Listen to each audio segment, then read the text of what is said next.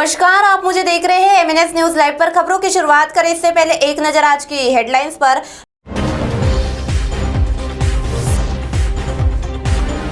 वर्धा जिले में सख्त लॉकडाउन का दिखाई दिया असर, 13 तक सड़कों पर नहीं दौड़ेंगे एसटी। नांदगांव में मृत मिला हिरन। आइए देखते हैं खबरें अब विस्तार से। वर्धा जिले में सख्त लॉकडाउन का दिखाई दिया असर। जिले में बढ़ते कोरोना संक्रमण को देखते हुए जिलाधिकारी ने 5 दिनों के लिए सख्त लॉकडाउन लागू किया है। इसका असर 8 मई को शहर में दिखाई दिया। शहर व आस पड़ोस के इलाके में पुलिस बंदोबस्त तैनात था। दिन भर प्रमुख चौराहे व सड़कों पर वीरानी छाई थी। इस बीच बेवजह घूमने वालों के खिलाफ जुर्मात्मक कार्रवाई की गई। राज्य सरकार ने 15 मई तक ब्रेक द चेन के तहत लॉकडाउन घोषित किया है। सुबह 7 से 11 बजे तक केवल अत्यावश्यक सेवा शुरू रखने के लिए समय दिया गया है। इसके अलावा जरूरी प्रतिबंधात्मक उपाय योजना भी चल रही है। बावजूद इसके जिले में संक्रमितों का आंकड़ा कम होने का नाम नहीं ले रहा है। इससे मृतकों के आंकड़े भी चिंताजनक थे। ऐसे में बुधवार की रात्रि जिलाधिकारी देजप्रताप ने निर्बंध अधिक सख्त करते हुए नए आदेश जारी किए। 13 मई की सुबह 7 बजे तक उक्त आदेश पर अमल करना है। इसमें सभी सेवा पुनः बंद रखी गई है।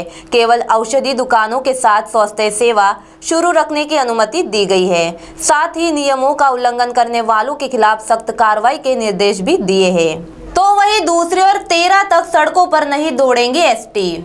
राज्य सरकार ने 15 मई तक लॉकडाउन घोषित किया है। एसटी महामंडल की सेवा 50% क्षमता से शुरू थी। वही जिलाधिकारी द्वारा जारी किए गए आदेश में जिले में एसटी की सेवा 13 मई तक बंद रखी गई है। पहले ही आर्थिक नुकसान झेल रहे एसटी महामंडल की आय सख्त लॉकडाउन के कारण पुनः बंद हो गई है। बढ़ते कोरोना संक्रमण के कारण राज्य सरकार ने कुछ निर्बंधों के साथ लॉकडाउन घोषित किया है। इस दौरान कुछ सेवाएं शुरू रखी गई थी, जैसे ही एसटी बसों में 50% क्षमता से यात्रियों को ले जाने की अनुमति थी।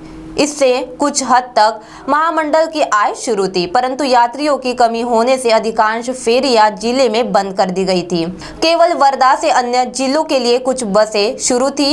इसमें थोड़ी बहुत आय मिलती थी। वर्धा विभाग का पहले ही प्रतिदिन लाखों रुपए का नुकसान हो रहा है। तो वही तीसरे और नांदगांव में मृत मिला हिरन। शहर से सटे नांदगांव परिसर में मृतावस्था में हिरन मिलने से खलबली मच गई।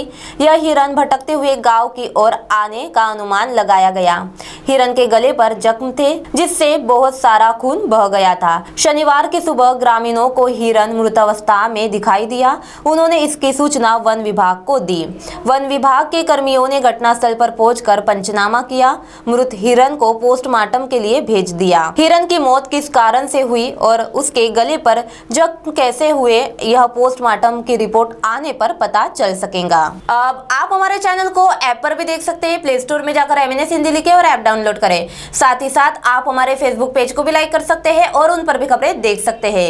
लिंक ट्विटर, हाइक, इंस्टाग्राम पर भी आप हमारी खबरें देख सकते हैं। आप हमारे चैनल को यूट्यूब पर भी देख सकते हैं और इस यूट्यूब पर सब्सक्राइब करना ना भूलें। अब फिलहाल वक्त चला है एक ब्रेक का।